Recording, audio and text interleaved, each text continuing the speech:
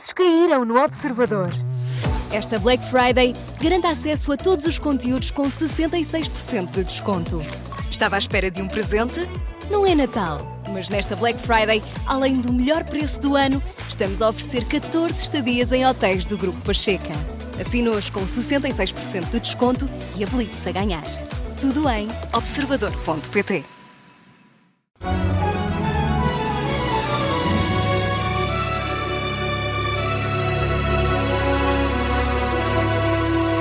Esplendor e Infâmia na Rádio Observador, e já aqui está o Pedro Jorge Castro, diretor adjunto do Observador, da Rádio Observador. Bem-vindo, Pedro, tudo bem? Olá, então já viram o vídeo do Ronaldo com o Trump? Então não, já sorridente.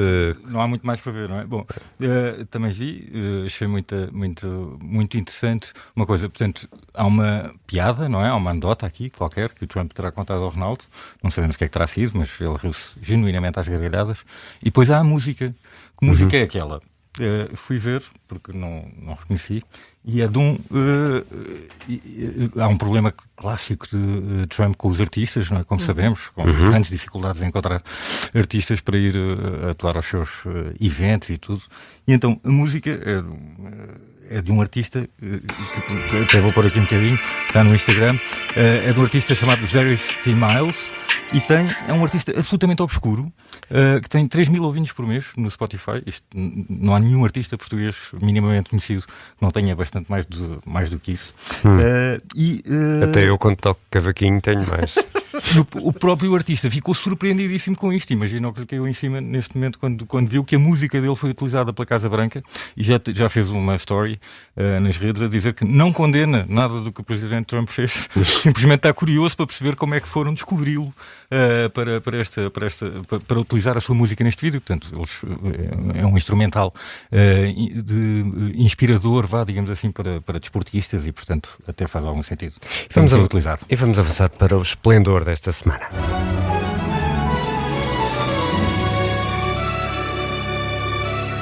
E para esplendor desta semana, Pedro, escolheste os debates presidenciais. Não encontraste infâmia nestes primeiros duelos, nestes primeiros 2 duelos? Então não houve tantas infâmias, mas vamos já a elas. Olha, precisamente por causa disso, vou dividir o melhor e o pior de cada um dos 4 candidatos que vimos até ao momento. Então vamos seguir a ordem cronológica. Vamos começar por segunda-feira, António José Seguro e André Ventura. Sim, olha, e aí, antes ainda mesmo de ir aos candidatos, deixa-me falar de José Alberto Carvalho, que teve uma prestação muito inusitada.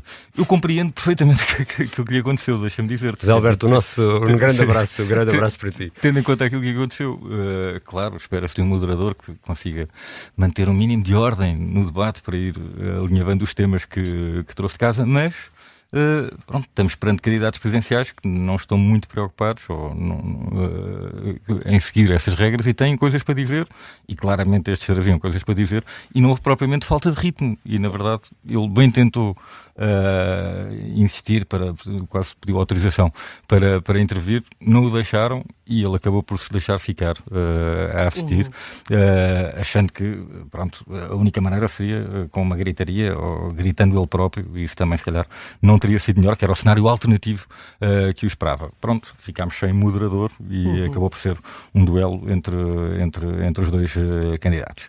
Vamos então a António José Seguro? Vamos a isso então. De António José Seguro, achei interessante ele ter ido buscar a tese de André Ventura para confrontar o candidato adversário que tinha à sua frente, e foi um momento que o deixou um bocadinho atrapalhado. Aliás, onde André Ventura subiu o nível de tentativas de interrupção, porque não queria que fosse ouvido aquele argumento de António José Seguro. Aliás, como ele não queria que fosse ouvido nada do que António José Seguro estava a dizer.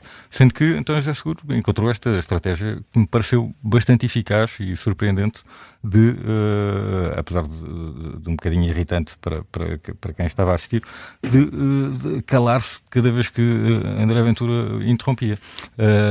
Parecendo que não, isto acabou por desarmar também um bocadinho André Ventura, que funciona muito melhor quando gritam por cima dele e quando continua a falar. Aí ninguém o bate de maneira nenhuma em termos de eficácia comunicacional. Claro que, pelo menos para o seu eleitorado e para alguns mais à volta, mas aqui não, isso desarma, não é? Se as pessoas se calam, então continua a interromper o quê? Não vai, não pode continuar a interromper, portanto isso fica claramente desarmado e portanto eu acho que isto foi o melhor da prestação de António José Seguro. E em relação à Ventura?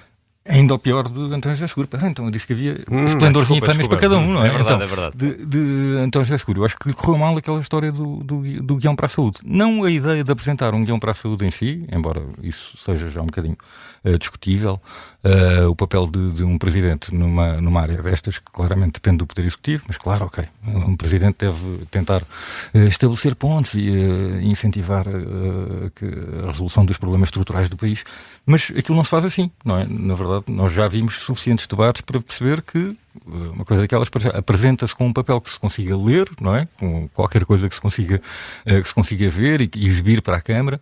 Não é, pegou num papel, pronto, à antiga, não é? Se calhar com letras pequeninas que só ele conseguia ler e desatou a ler aquilo, ainda por cima com palavras muito pouco motivadoras, e eu temo que algumas pessoas àquela hora tenham adormecido antes de António José Seguro chegar ao fim da enunciação do que seria o seu guião. Aliás, tem falado muito pouco do que é que esse guião tem e claramente foi prejudicado pela forma, esta ideia. Então vamos agora à prestação de André Ventura. Muito bem, olha, eu acho que ele começou bem na história da greve, com a identificação com os afetados pelas greves. Eu acho que isto fala para muita gente, não é? Claro, tem-se discutido muito a legitimidade da greve geral ou não, mas de facto é muito maior o eleitorado que é afetado pelas greves do que propriamente o eleitorado que faz greves. Isto não quer dizer que o eleitorado afetado pelas greves concorda ou não com a realização das greves, mas a forma como é afetado pelas greves, e também pronto, a greve é mesmo para isso, mas como não há compensações, por exemplo, aquela história dos passos que ele diz, isto é algo que eu acho que encontra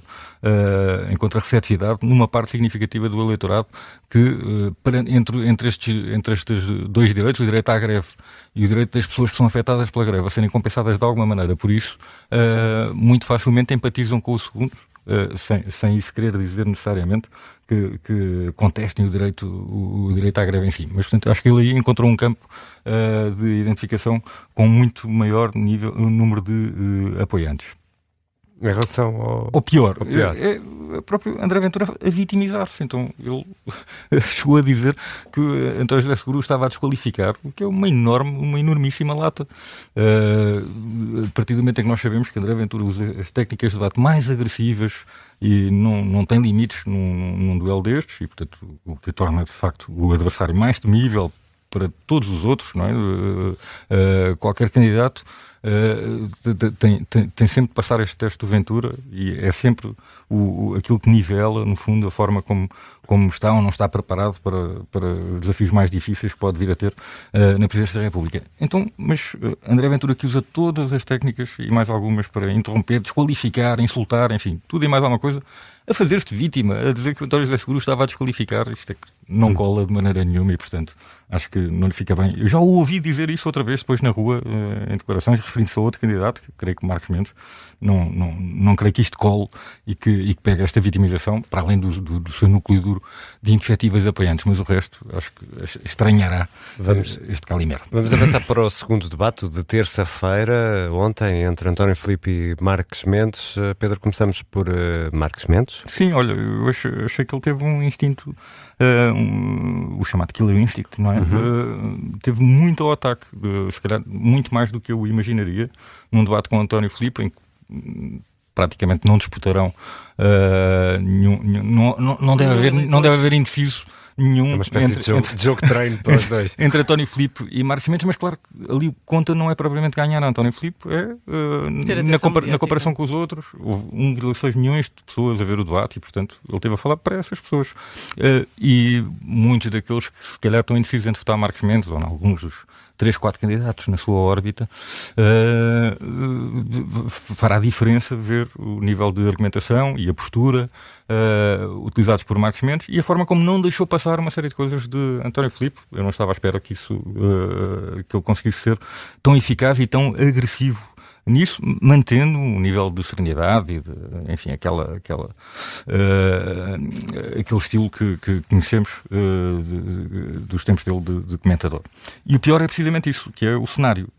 Aquele cenário com Clara de Sousa faz muito lembrar os comentários que ele fazia, e isso, no fim deste ciclo de Marcelo Rebelo de Sousa, é algo que se calhar faz muitos indecisos hesitar se querem ter o candidato mais parecido com o presidente que temos atualmente. No fundo, a dúvida é se Marcelo se candidatasse a estas eleições, tinha hipótese de ganhar, não tinha. Isto é um grande exercício de resultado muito incerto que poderíamos fazer neste momento. Não é? Quantas pessoas quereriam, de facto, continuar a ter um presidente simpático e falador, e quantas preferem, de facto, um perfil mais austero, como o do Almirante Gouveia e Melo, não é? Que, aliás, explicará parte do sucesso dele nas sondagens. E ainda queres ir à prestação de António Filipe. Pois é, pronto, foi o adversário de Marcos Mendes, então olha, melhor, eu acho um trunfo interessante ele sacar de Pesar à Correia, ele não o nomeou, mas nesta história toda do 25 de novembro, em que eu acho que a posição dele e do PCP é insustentável, mas dele sobretudo como candidato a chefe de Estado, eu acho que Marcos Mendes desmontou bem esta ideia de um candidato a presidente que diz que não participaria numa cerimónia de Estado. Isto é inconcebível, mesmo acho eu, para eleitores comunistas. Bom, se calhar para os comunistas não, mas pronto. Para todos os outros, para aqueles que ele tentaria seduzir, eu acho que é muito difícil de sustentar com seriedade. Mas é interessante, apesar de tudo, dentro desta lógica do PCP, ele apresentar como trunfo Pesar à Correia, que de facto foi um elemento do grupo dos 9, e portanto no 25 de novembro esteve contra o PCP. Enfim, passou muito tempo, 50 anos, e portanto são as voltas que a vida dá. Acho que é um trunfo que ele utilizou com inteligência. O pior, claro, é esta questão do sentido de Estado em várias coisas, não é? Mesmo pronunciar-se sobre uma série de matérias sem a cautela de poder vir a ser Presidente da República. Ele sabe que não vai ser Presidente da República e, portanto, não tem que se preocupar com isso. E depois a Ucrânia, a fatal Ucrânia, acho que aí Marcos Mendes arrumou com a conversa no fim, quando deixou António Filipe a gaguejar sobre a simplificação de uma questão muito, muito complexa. Pronto, é sempre esta dificuldade clássica do PCP com a guerra na Ucrânia. Avançamos para a infâmia.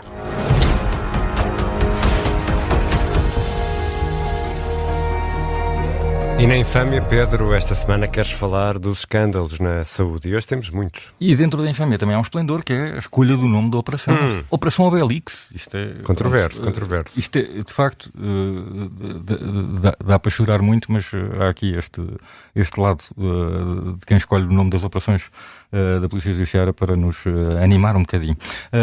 A Operação Obelix, então, como todos já saberão, tem a ver com esta endocrinologista detida, a médica que passava mais receitas portanto, dos medicamentos para atenuar a obesidade, digamos assim, e que, portanto, os números são impressionantes, não é? 3 milhões de euros em comparticipações, 65 mil embalagens, 1914 utentes. Agora a polícia vai investigar se eles tinham ou não tinham diabetes, enfim. Isto cruza-se com uma série de outros, isto parece que foi tudo feito a dedo para hoje. Ainda há os outros dermatologistas que receberam mais de 200 mil euros em cirurgias extra em apenas 2 anos, portanto, no Hospital de Santa Maria, depois do caso gravíssimo do Miguel Alpalhão. Ainda há mais uma série de escândalos que temos estado aqui a dar no noticiário. Isto parece que se conjugou tudo para hoje e, de facto, eu acho que isto levanta grandes dúvidas sobre a honestidade destes profissionais. É um vexame para toda a classe. Os médicos honestos, eu nem sei como é que olharão para isto, mas eu imagino que não seja fácil. Isto afeta, de facto, a reputação da classe. Os médicos passam a ser vistos de outra forma, não com o respeito como eram vistos até este momento, como referenciais de ética, enfim, seriedade, mas como uns gananciosos. Não há medicamento para a ganância, portanto, nem falsificado, creio que ainda não inventaram, e, portanto, eu acho que isto só lá ia com um teste de honestidade no acesso ao curso de medicina. É um dos cursos com notas mais altas, mas, na verdade, as notas e a avaliação avaliam apenas a capacidade que eles têm de memorizar conhecimento e falta aqui uma série de outras competências que eu acho que têm sido deixadas para trás, e de facto, por muito vexatório que fosse, os alunos deviam passar os candidatos deviam passar por um teste de honestidade. Podiam passar todos, mas iam-se lembrar sempre... Iam-se lembrar sempre desse momento. Não, há outras maneiras de fazer testes de honestidade e poderia ser de facto interessante. Vamos ao baú.